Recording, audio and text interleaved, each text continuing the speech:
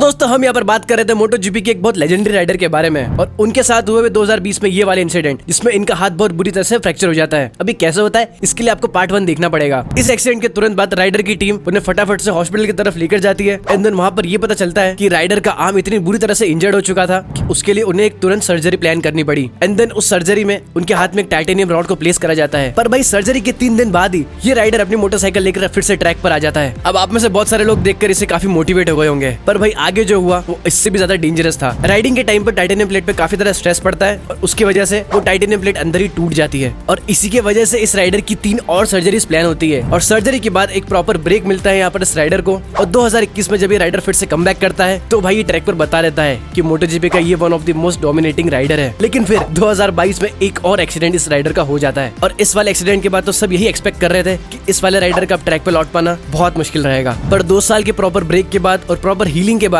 ये राइडर फिर से लौटता है ट्रैक पर और सभी को गलत प्रूफ कर देता है और इस कमबैक को भाई ग्रैंड प्री का अब तक का हिस्ट्री का सबसे बड़ा कमबैक भी कहा जाता है। जल्दी से कमेंट करके बताओ कि मैं कौन से राइडर की यहाँ पर बात कर रहा हूँ।